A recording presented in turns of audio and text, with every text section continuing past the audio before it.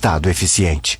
O crime de abuso sexual contra crianças e adolescentes é cruel. As consequências para quem sofre abuso são graves e duram a vida inteira. O abusador é um monstro e deve ser afastado para a cadeia. E quem se omite em denunciar pode receber a mesma punição pelo crime. Nessa quarentena, não seja responsável pelo sofrimento de uma criança. Ao sinal de violência, denuncie. Todos contra a violência infanto-juvenil. Realização Centro Júlio Dário.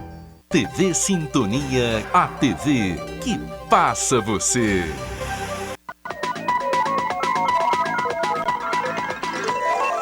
Semana Ilustrada. Apoio Mosaic Fertilizantes, ajudando o mundo a produzir os alimentos que precisa. Clique Telecom, o seu parceiro em tecnologia. Bradesco, quem tem conta, conta com mais benefícios. Sábado, 19 de setembro, está no ar mais uma edição do Semana Ilustrada, onde eu trago para você as principais reportagens da semana. E veja agora os nossos destaques. Fim do prazo de convenções partidárias. Minas Gerais alcança excelência em qualidade de ensino. O desdobramento da Operação Malebolt e o editorial Raio X com Lavinho Drummond.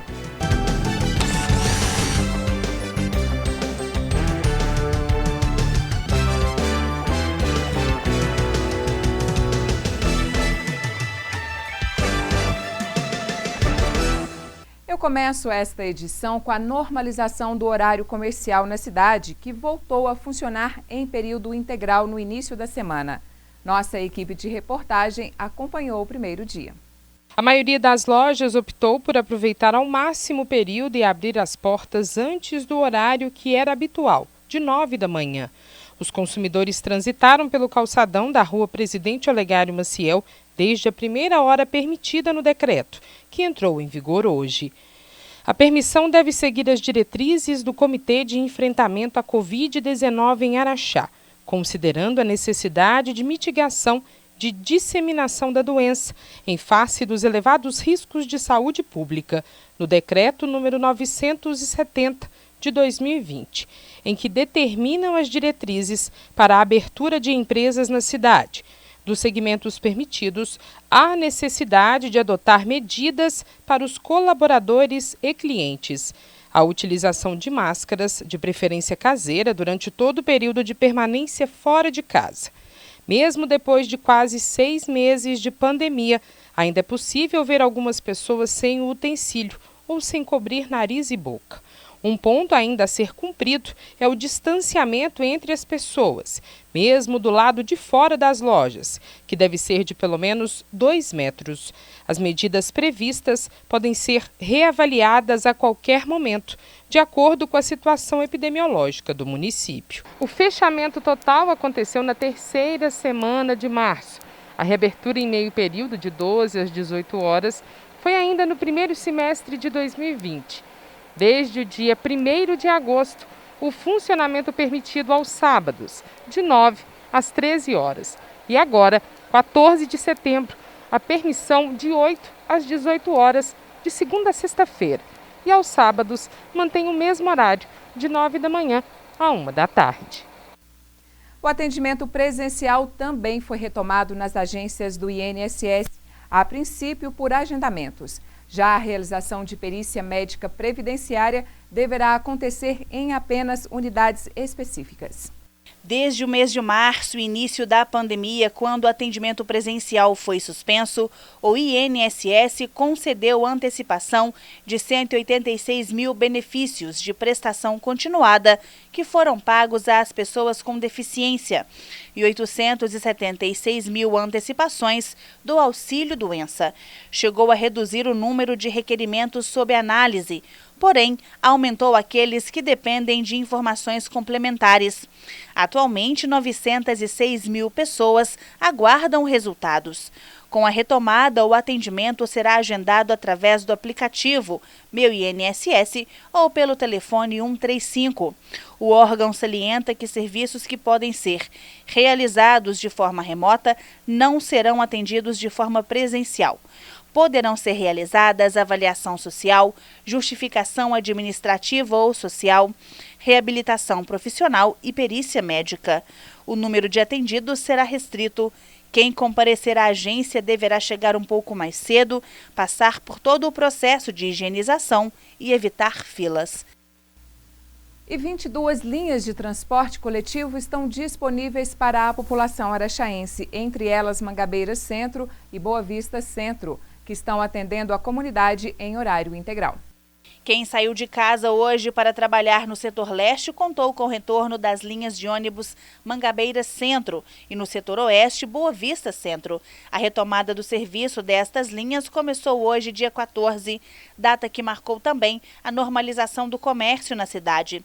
Com a reabertura também do Grande Hotel do Barreiro, a linha Barreiro Centro também voltou a funcionar. O retorno do serviço de transporte público será oferecido em período integral. Em relação às demais linhas suspensas, a Veracruz informou que só voltará a funcionar totalmente quando tudo for normalizado no município. Você vai ver agora que o número de pagamentos realizados pelo seguro DPVAT, danos pessoais por veículos automotores terrestres, subiu 9,7% em Minas Gerais.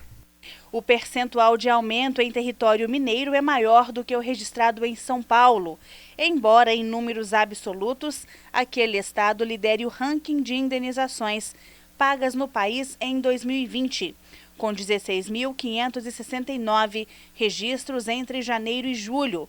O crescimento em São Paulo, na comparação com o mesmo período de 2019, foi de apenas 3,4%. Os índices podem reunir acidentes de datas anteriores, uma vez que as vítimas têm até 3 anos após o sinistro para solicitar a indenização. Mas os especialistas dos dados DPVAT sinalizam um aumento da vulnerabilidade de motociclistas no trânsito em Minas, onde a frota já ultrapassa 2,5 milhões. Outra questão levantada foi o número de acidentados, que, segundo os especialistas, pode ser muito maior, posto que muitos condutores acabam desistindo de acionar o seguro. O aumento de entregadores nas ruas durante a pandemia para atender a demanda por serviços de delivery pode também ter contribuído para elevar o número de indenizações pagas por acidentes envolvendo motocicletas no estado. A CEMIG alerta para o aumento de choques elétricos. Apenas nos primeiros 6 meses deste ano, o Brasil registrou mais de 350 mortes. Mexer no celular enquanto ele está carregando na tomada parece um procedimento simples e corriqueiro. E muita gente já fez pelo menos uma vez na vida. Mas essa situação é arriscada e pode causar acidentes graves com a energia elétrica, com sérias lesões e até levar à morte. Este é só um dos exemplos dos perigos da energia quando mal utilizada. De acordo com os dados da Associação Brasileira de Conscientização para os Perigos da Eletricidade, apenas no primeiro semestre de 2020, os choques elétricos somaram 434 ocorrências, que resultaram em 355 mortes em todo o país. Os dados são considerados alarmantes, pois os números são superiores a todo o ano de 2019, quando foram registradas 228 mortes. Somente em Minas Gerais, a Abracopel contabilizou de janeiro a junho 20 acidentes com choques elétricos, que causaram 18 óbitos. Foram 11 ocorrências na rede aérea, com 9 mortes, 5 na construção civil e um óbito em poste, uma morte em residência, uma morte na zona rural e um óbito em estabelecimento comercial. A CEMIG alerta também a população que, em caso de necessidade de qualquer manutenção na rede elétrica, é importante que o disjuntor da residência seja desligado para reduzir as chances de acidentes. Além disso, é importante lembrar que sempre que for necessário esse tipo de manutenção, é preciso procurar um profissional especializado. Daqui a pouco, urnas eletrônicas chegam à zona eleitoral de Araxá e ainda hoje o editorial Raio X com Lavinha Drummond. É daqui a pouco. Nos dias de hoje, mais do que nunca, a gente está vendo que é muito importante se cuidar e que também é importante cuidar de quem está ao nosso lado. Por isso, dê uma força para o comércio do seu bairro. Compre do pequeno. Você fica por perto de casa e com a sua força, os pequenos negócios também ficam mais fortes, ajudando a manter os empregos e a economia local funcionando. E isso é melhor para todos. Sebrae, a força do empreendedor brasileiro. Cada um ajuda como pode. O caminhoneiro ajuda transportando bens e alimentos. O entregador faz o corre até a casa das famílias. O profissional de saúde ajuda lá onde é mais urgente. O funcionário do supermercado ajuda deixando as coisas disponíveis. E o pessoal do Posto Ipiranga e da MPM ajuda abastecendo toda essa galera, que precisa ajudar a vida de quem está em casa, que por sua vez ajuda ficando em casa. Posto Ipiranga, você já sabe. Se cuida aí e se precisar, pergunta lá. Eleições 2020. O prazo para as convenções partidárias terminou na última quarta-feira, dia 16. E o dia do pleito está marcado para 15 de novembro, com novo horário de votação, de 7 da manhã às 5 da tarde.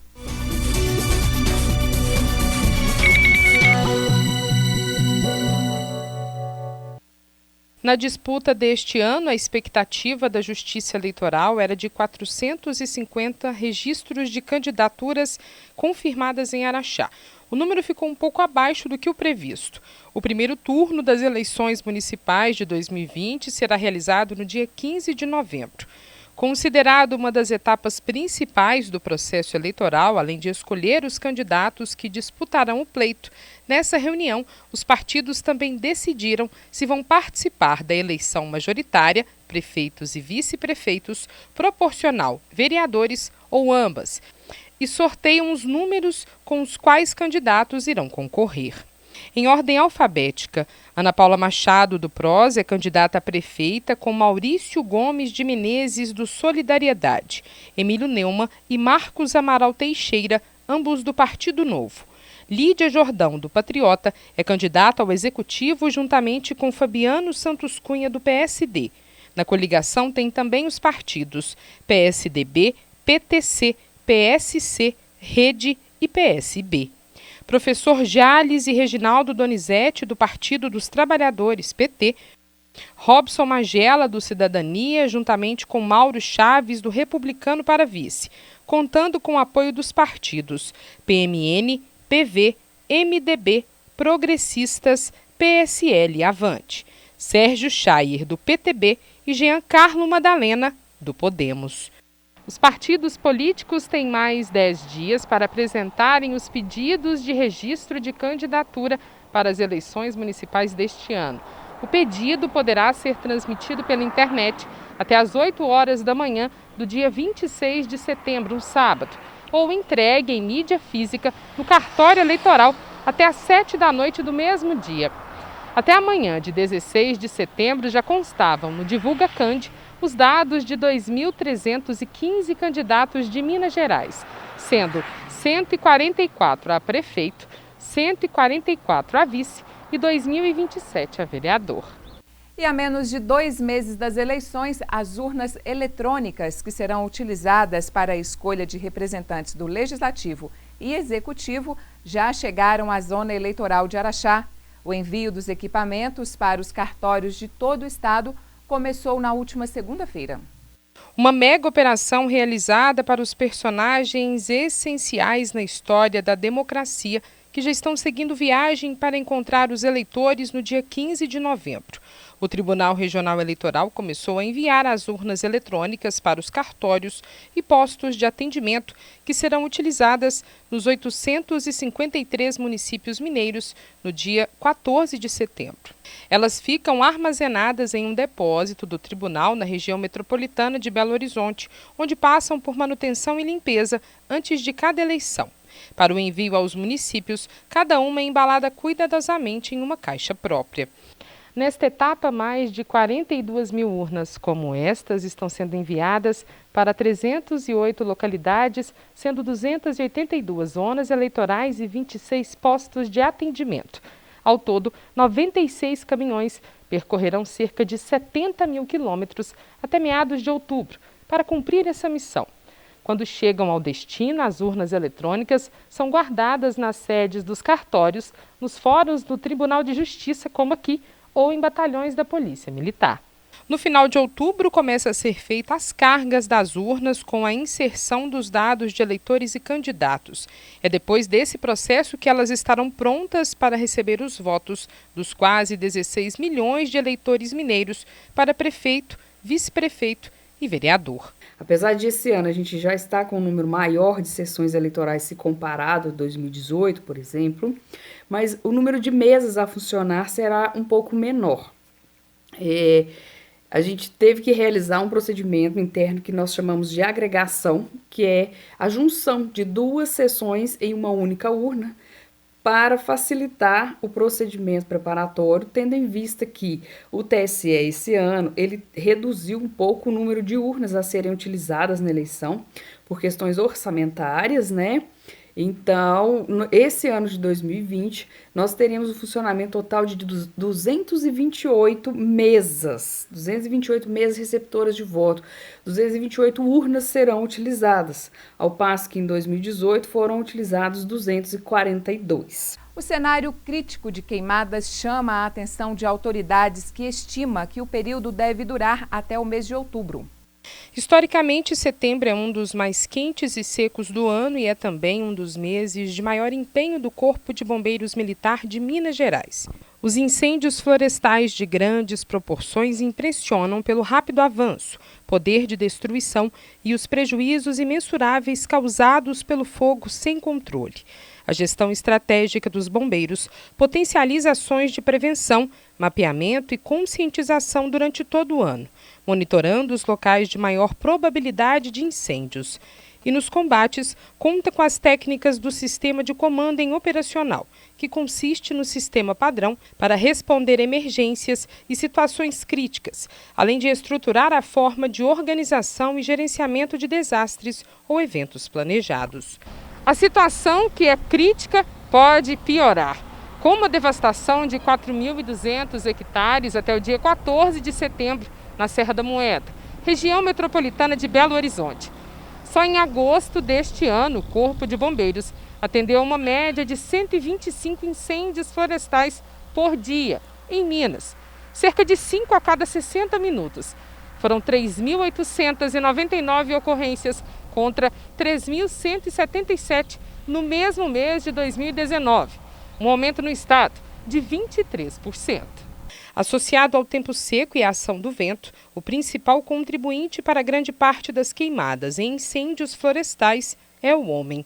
Ao atear fogo para limpar terrenos e trilhas, exemplos mais comuns, é possível provocar um incêndio florestal de grandes proporções e muitas vezes irreparável. Por isso, para evitar, não jogue pontas de cigarro na beira de estradas, nem lixos por aí.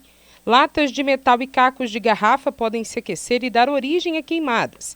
Fogueiras somente em locais limpos, sem vegetação. E devem ser bem apagadas após o uso. Em caso de emergência, ligue 193. Os dados de Araxá, comparativo de 2019 com 2020, demonstram um aumento de 34,5% nas ocorrências atendidas entre o período de 1º de janeiro até 14 de setembro. No ano passado, foram 93 registros nesse intervalo de tempo. E nos mesmos 256 dias de 2020, 142.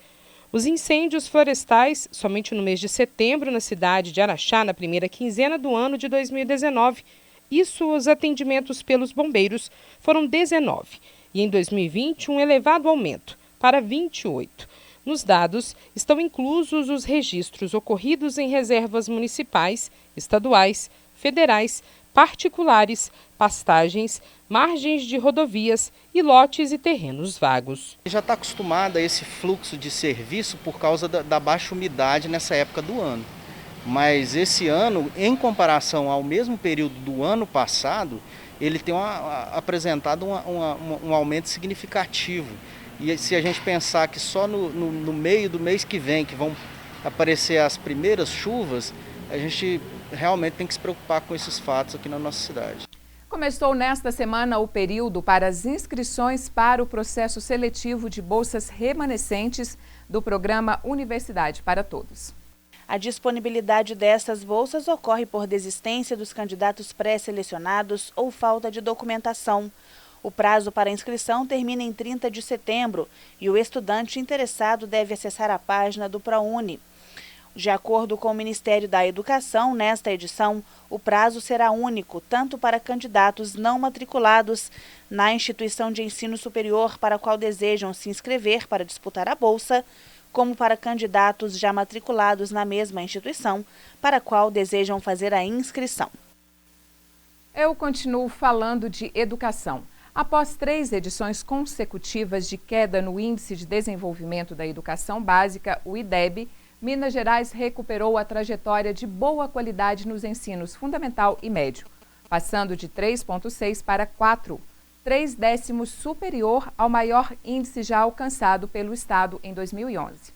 De acordo com os resultados, a nota média padronizada, calculada a partir da proficiência de língua portuguesa de matemática na avaliação nacional, chegou a 4,76, 1/10 acima da maior nota anteriormente, obtida pelo Estado em 2007. Já no indicador de rendimento, o Estado alcançou 0,84, 0,3 acima do maior valor alcançado pelo Estado em 2013. Um dos pontos mais expressivos que ajudaram Minas Gerais a conquistar estes resultados no IDEB foi a queda no abandono escolar. O Estado é o segundo melhor em queda de abandono, ou seja, a partir de ações efetivas, Minas conseguiu diminuir o número de alunos que deixaram de frequentar a escola. Em 2007, a taxa de abandono era de 8,1% no ensino médio, 3,1% nos anos finais do ensino fundamental e 0,3% nos anos iniciais. Já em 2019, a taxa registrada no ensino médio foi de 5,3%, nos anos finais do ensino fundamental de 1,6% e nos anos iniciais 0,2%. Como parte dos números históricos desta edição do IDEB, a Secretaria de Estado de Educação destaca também o expressivo aumento da participação dos alunos no ensino médio na realização da prova, fruto de uma mobilização realizada entre superintendências regionais de ensino e diretores das escolas da rede. O ensino de escolas de ensino médio que passaram a ter o IDEB por terem garantido a participação de no mínimo 80% dos alunos na avaliação nacional saltou de 56% para 77% das unidades. Já no ensino fundamental, anos finais, esse salto foi de 69% para 87% das escolas do ensino fundamental nos anos iniciais. 93% das escolas tinham o IDEB e agora 97% possuem o índice. Escola promove drive-thru para ambientar crianças e pais enquanto não há confirmação ou não do retorno das aulas presenciais. A cada dia da semana há designação para turmas diferentes. Entre 6 e 7 da noite, os pais têm a oportunidade de passar em frente ao colégio, juntamente com os filhos, alunos que puderam rever professores e sentir a demonstração da saudade daqueles que estavam com cartazes. A participação do drive-thru, promovido pela instituição de ensino, movimentou a Rua Presidente Olegário Maciel no centro. No evento, os educadores esperavam com cartazes de mensagens de carinho e a entrega de um kit que inclui materiais do próximo bimestre de aulas, além de máscaras e álcool em gel. A ação foi pensada para familiarizar crianças e professores e tranquilizar pais em relação ao retorno presencial, apesar de não haver data para que as aulas voltem a funcionar presencialmente. O presidente do Atena Educacional falou sobre a proposta promovida pelo corpo docente. O porquê dessa iniciativa, na verdade, foram 3 grandes motivos. Em primeiro lugar, nós, escola, estamos com muita saudade dos nossos alunos. Eu costumo falar que eu acho que ninguém tem noção do que significa uma escola sem aluno. Os corredores tristes, vazios, as salas vazias, o horário do intervalo sem ninguém. E nós, sobretudo do corpo diretivo, estamos trabalhando internamente, normalmente. Então é muito triste, muito doído e a gente estava com muita vontade de ver as carinhas dos nossos alunos. O segundo grande motivo é a saudade que eles estão da gente e da escola, do ambiente físico deles, dos corredores, da sala de aula, dos professores, Esse dia eu achei muito interessante que um aluno mencionou que estava com saudade de ver as pernas dos professores. Então isso nos mostra como o contato físico é importante, E nesse tempo diferente aí que estamos vivendo, então dá uma olhadinha, dá um tchauzinho, ver que o professor está ali, foi maravilhoso, foi emocionante. Eu chego até a arrepiar só de pensar. Ficamos todos nós, corpo diretivo, professores, funcionários, na porta da escola, né? E os pais passaram com os alunos entre 18 e 19 horas.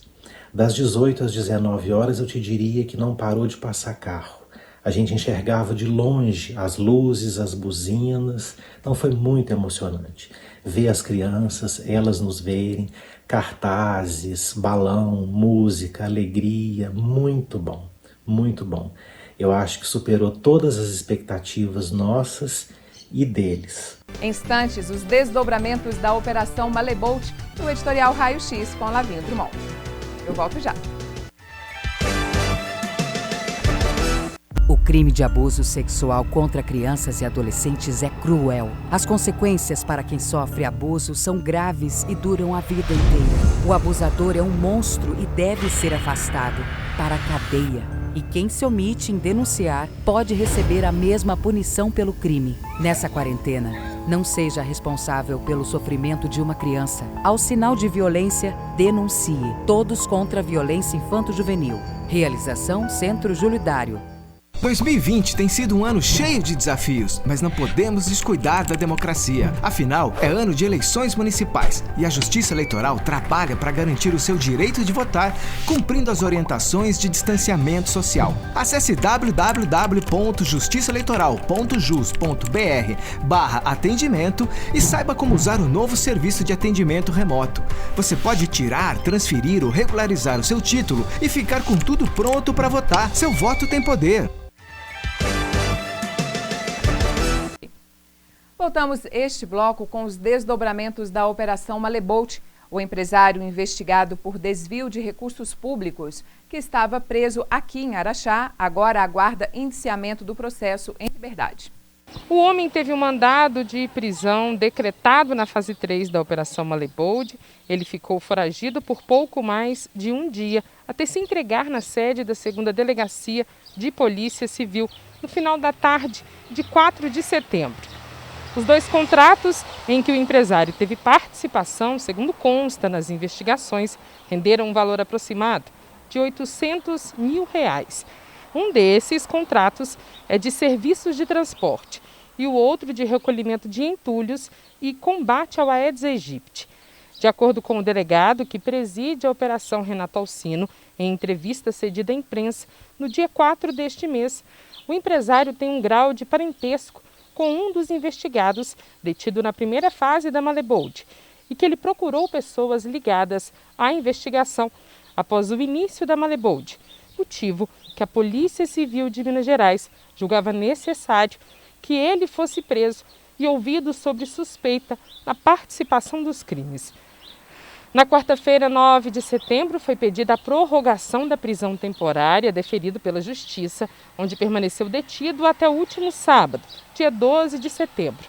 Na tarde desta segunda-feira, a Polícia Civil informou através de nota que, por não haver interesse na manutenção da prisão do empresário para fins da investigação, representou pela liberdade dele. E a Polícia Civil concluiu o inquérito. Foi apurado o envolvimento de servidores públicos e empresários da região em crimes de lavagem de dinheiro e formação de quadrilha. O processo foi encaminhado para a Justiça. A repórter Janaína Silva conversou com o delegado que presidiu as investigações. Desde o dia 11 de agosto de 2020, 11 investigações foram abertas. Eu converso agora com o delegado que preside a investigação, a Operação Malebolt, Renato Alcino Vieira. Foram encontrados indícios de quê nessa primeira fase, que foi entregue ontem à Justiça? Na avaliação da Polícia Civil, as provas que nós conseguimos juntar nesse período de investigação, não só indícios, confirmaram para nós a existência de crimes relacionados a desvios de recursos públicos. Identificamos que uma organização criminosa foi formatada em 2015, mais precisamente em junho de 2015, e essa organização criminosa, por meio de contratos de transporte por van não executados, desviava recursos do erário público municipal. Avaliamos que nesse período, entre 2015 e 2020, cerca de R$6 milhões teria sido desviado. Temos elementos suficientes que indicam que desse valor, que desse período de contrato, não houve execução, ou se ela aconteceu, a execução foi mínima e irrisória. Doutor Renato, foi uma ação fraudulenta confirmada aí nesses documentos? Na verdade, o inquérito, né, que tem mais de 16 mil páginas? Sim, na verdade, o que nós comprovamos ali foram fraudes, né? Fraudes relacionadas ao próprio procedimento licitatório, fraudes relacionadas no caso do procedimento licitatório, os aditamentos que foram feitos no interesse do grupo criminoso. Nós temos ali também provas de que, por meio de documentos fraudados, documentos que não são originais, possibilitaram os pagamentos, né, o empenho, a liquidação e o pagamento desses valores. Os valores repassados para o empresário cuidava de devolver isso, parte desses valores, a metade dele, para o grupo que integrava essa associação e estava no ambiente da administração pública municipal. Um dos pontos relatados na coletiva de imprensa foi um acréscimo de 25% no valor desse contrato. O que foi confirmado aí na investigação? Este, na verdade, foi um dos aditamentos, né? Houve várias atitudes, várias condutas nesse decorrer de 5 anos que revelam, né, não só a constituição dessa organização criminosa, como a sua continuidade, né? Em relação aos 25%, foi o primeiro ato dentro do contrato, de modo a potencializar ele em um quarto do valor e, de certa maneira, aumentar o valor que seria desviado pelo grupo. Outro ponto também destacado na coletiva foi o valor repassado para cada um deles, né, dentro desse grupo criminoso. Nós comprovamos que um dos personagens, comprovamos que ele recebeu 25% do valor desviado no período de 13 meses que nós fizemos a análise. A partir disso, como ele era próximo a uma das pessoas investigadas, nós chegamos à conclusão de que o valor desviado se constituía em 2 montantes. Um montante relacionado à parte empresarial, aos empresários que possibilitavam o desvio, e outro montante para aqueles atores que estavam no ambiente da administração pública municipal. A gente deixar claro aqui para o nosso telespectador, o que foi entregue à Justiça ontem foi a fase 1 da Operação Malebold. Enquanto isso, as fases 2 e 3 continuam sendo investigadas pela Polícia Civil? Sim, as fases, né, elas foram assim denominadas por terem, no caso, a operação. A gente tem as investigações, como você já mencionou, são 11 investigações em andamento, né, 12 com a Malebold em si. Então a gente faz as fases conforme são divulgadas, por conta das operações que a gente realiza.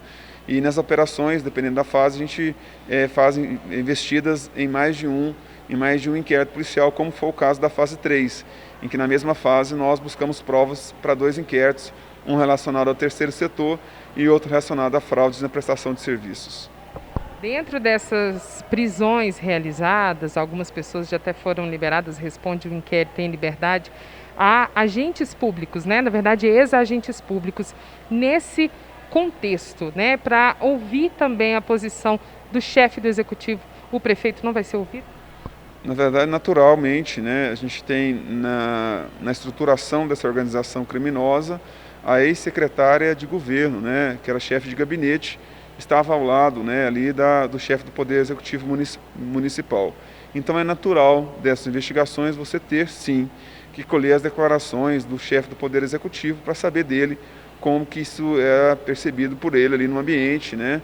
E, naturalmente, a gente já fez o contato, nós já tentamos ajustar uma data, estamos aguardando alguns detalhes e pretendemos, nos próximos dias aí, proceder a essa colheita de declarações e, a partir dela, a gente tem uma compreensão melhor de como que isso acontecia no gabinete dele.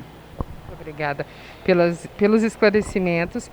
Dentro de toda essa investigação, foi apurado que 2 pessoas eram os chefes dessa organização criminosa, 2 deles ex-agentes públicos, sendo um superintendente e a ex-secretária de governo. E uma nova etapa com outros desdobramentos tomou grandes proporções e a Polícia Civil continua com o trabalho de investigação. A Polícia Civil de Minas Gerais indiciou 6 pessoas por desvio de R$ 5.646.551,41 da Prefeitura Municipal de Araxá, na conclusão do inquérito da primeira fase da Operação Malebold. Eles foram indiciados por peculato, falsidade ideológica, lavagem de dinheiro e organização criminosa. As tratativas iniciais são de junho de 2015, conforme descreveu o delegado que preside as investigações em coletiva à imprensa no dia 15 de setembro. A investigação, a principal, da qual nós tiramos esta e levamos ao Poder Judiciário, ela segue, tá? Ela prossegue. Nós temos aí várias diligências a serem feitas. Nós temos, nessa investigação, um cenário que nós, a Polícia Civil, desejamos aprofundar, e o Ministério Público igualmente. Nós temos desde o pedido da licitação, o pedido da contratação de serviço, passando por todo o processo de licitação, depois a execução do contrato, a execução desse contrato, o procedimento de fiscalização, de pagamento, que envolve o empenho, liquidação e efetivo depósito na conta. Todo esse processo, ele engloba diferentes atores, diferentes personagens. Existe nesse processo pessoas que são pagas por nós, pagas pelo município, para fiscalizar e evitar que situações como essa ocorra ou perdure no tempo. A Polícia Civil vai, de forma muito incisiva, procurar informações e provas se essas pessoas, de alguma maneira, mesmo que não tivesse aderido ao projeto da organização criminosa, se essas pessoas da administração pública municipal, que tinham a obrigação de fiscalizar, se essas pessoas se omitiram.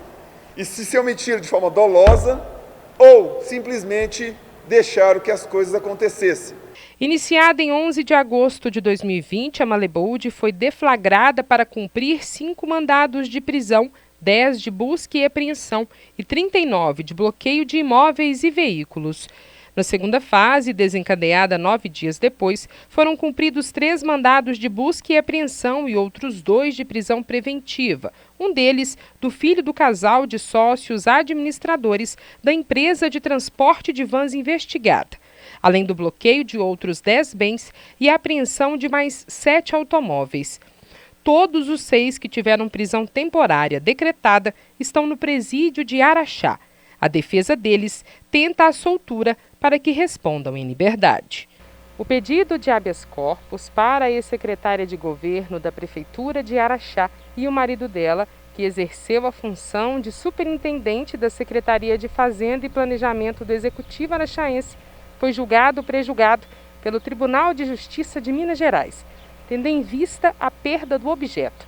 De acordo com o advogado de defesa do casal, Luiz Otávio Cambraia, um novo pedido será feito, com outros recursos em momento oportuno.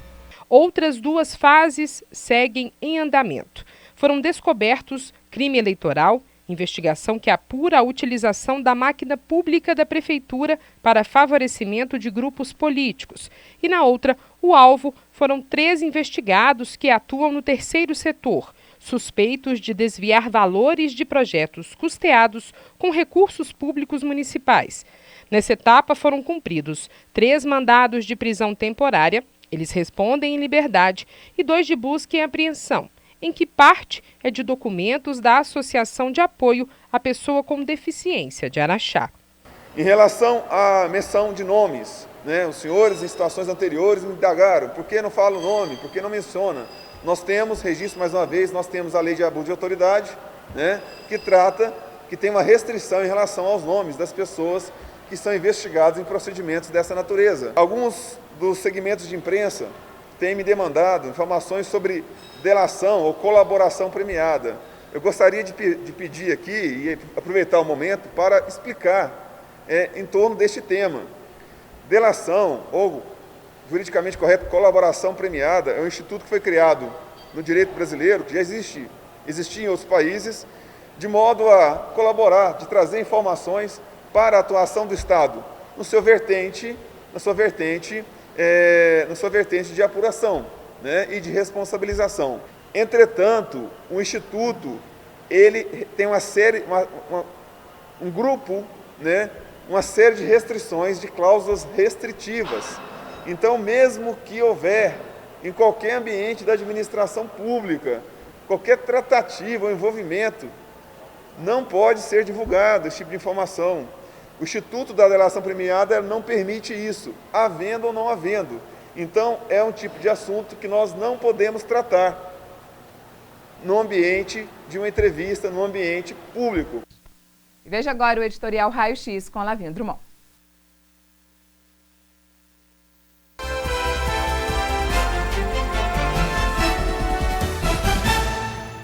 Esta é uma história de privilégios e ambição. 2 jovens, Lili e Xaxá, se fizeram amigos. E daí nasceu um pacto. Haveremos de ficar ricos e poderosos. Ato contínuo, as missões foram definidas. Lili, de boa conversa, optou pelo caminho parlamentar. Já Xaxá, craque em matemática, preferiu lidar com os números e a administração dos dividendos. Dito e feito. Assim foi criada a dupla perfeita que abraçou sucesso e conquistou lucros e até mesmo um pequeno espaço na capital federal. Mas décadas se passaram e Lili e Xaxá estão apreensivos. O mundo mudou. Os telefonemas milagrosos, contatos influentes, as pressões políticas não funcionam mais. Os acordos feitos na calada da noite agora recebem a luz de uma justiça firme e implacável. Verdade, verdade, verdade. Minha gente, vivemos uma nova era. Tempos onde não cabe mais a lei do hei de vencer, custe o que custar, doa quem doer. Só assim estaremos construindo um novo Araxá, desta vez amparado pelos signos da transparência e da dignidade. O raio-x voltou e voltou para ficar. Obrigado, obrigado, obrigado.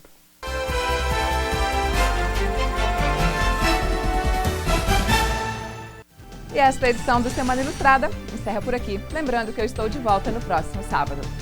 Tchau!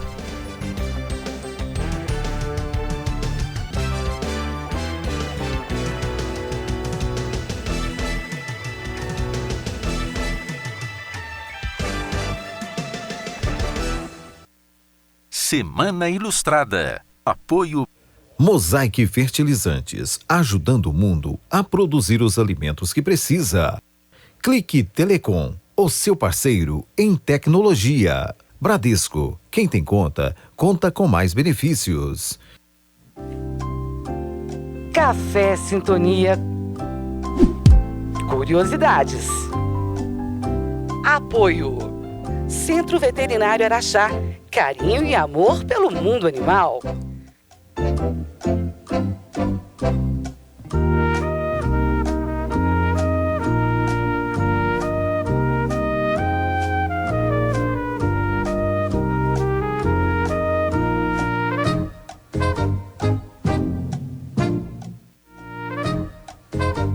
Quem foi presidente Olegário Maciel, que dá nome a uma importante rua de Araxá?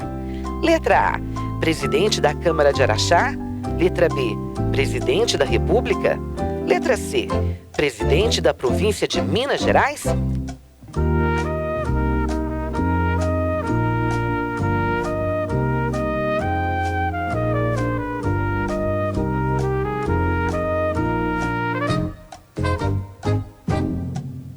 Resposta certa, opção C, presidente da província de Minas Gerais.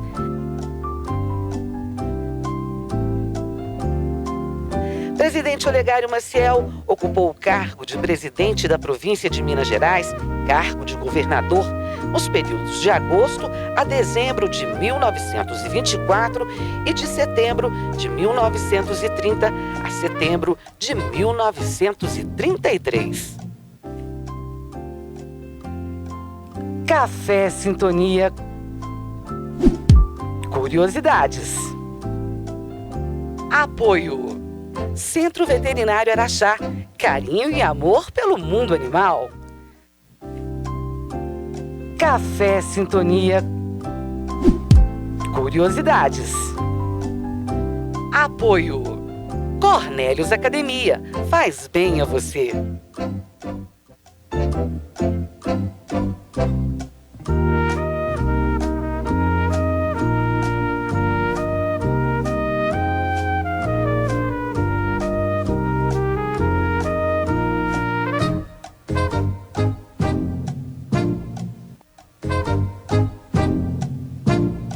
origem do nome Ganso para o mascote do time do Araxá Esporte Clube? Letra A, por votação dos torcedores. Letra B, inspirado no apelido de um jogador. Letra C, escolha da diretoria do clube.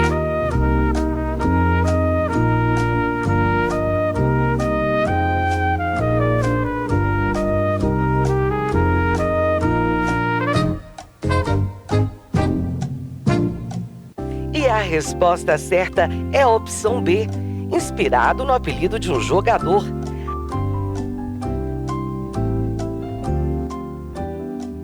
A escolha se deu após o jogador Nilton Germano da Silva, conhecido como Ganso, fazer o gol da partida, responsável por elevar o time para a primeira divisão do Campeonato Mineiro em 1967. Café Sintonia. Curiosidades. Apoio. Cornélios Academia. Faz bem a você. Café Sintonia. Curiosidades. Apoio. Cornélios Academia. Faz bem a você.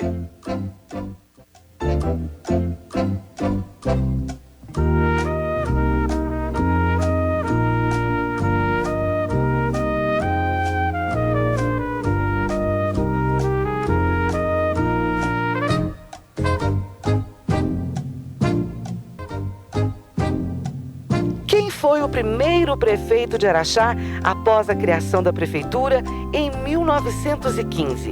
Letra A, Raul Franco de Almeida. Letra B, Mariano de Ávila. Letra C, Coronel Adolfo de Aguiar.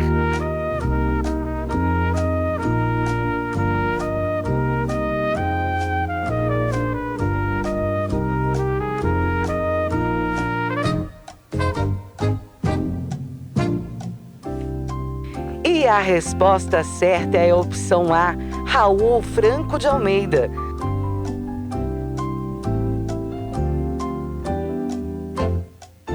O primeiro prefeito de Araxá nomeado pelo Estado foi Raul Franco de Almeida, após o governador de Minas criar a prefeitura e separar os poderes legislativo do executivo. Café Sintonia. Curiosidades. Apoio. Cornélios Academia. Faz bem a você.